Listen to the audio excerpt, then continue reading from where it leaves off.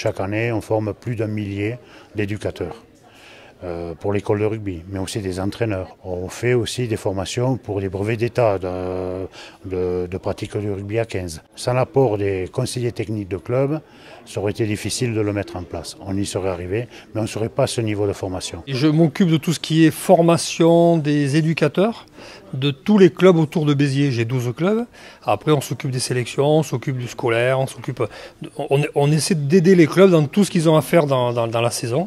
Donc même des fois administrativement, ils nous posent ces questions-là.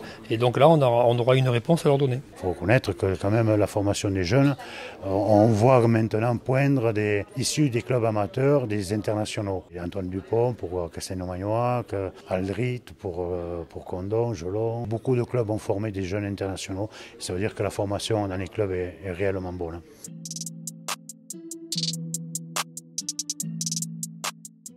Ça va amener pas mal de choses pour aider les clubs, parce que les clubs se posent beaucoup de questions sur comment garder les joueurs. Il y en a qui veulent être professionnels depuis toujours et puis ils se retrouvent en Fédéral 2 ou en honneur. Et donc il faut qu'ils puissent ou continuer leur formation qu'ils ont prévue pour travailler au départ, ou ceux qui se cherchent, trouver quelque chose qui va les aider.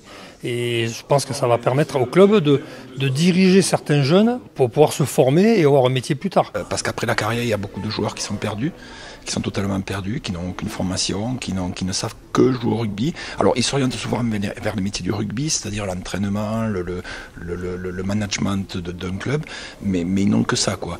Alors ça peut ouvrir justement des portes à certains joueurs, mais également il faut penser à la blessure, qui peut intervenir à n'importe quel moment et qui à ce moment-là brise la carrière sportive, et ils ont toujours ce biais-là pour s'en sortir dans la vie, effectivement. Je n'ai jamais joué en professionnel, j'ai arrêté en 2000, c'est l'année où ça a basculé, et j'avais déjà 39 ans, donc même professionnel, ça aurait été compliqué. Donc le fait qu'on soit amateur, on avait un métier. Moi, personnel, j'étais professeur d'éducation physique, j'ai fait ça pendant 5 ans. Puis après, mon poste pour le faire descendre, ça a été très compliqué, donc je suis parti sur autre chose. Mais on avait la formation, on l'avait, et puis on s'entraînait que 2 fois par semaine. Donc on se formait, on travaillait, il n'y avait pas de souci de reconversion. Et j'avoue qu'aujourd'hui, ça prend encore plus d'importance, puisque le rugby est professionnel, et tous ces gamins qui sont actuellement dans les centres de formation voient tout ce qui se passe autour d'eux et rêvent tous de jouer en top 14 et au plus haut niveau. Mais c'est rarement le cas, il y a beaucoup d'appelés, peu d'élus, on le sait.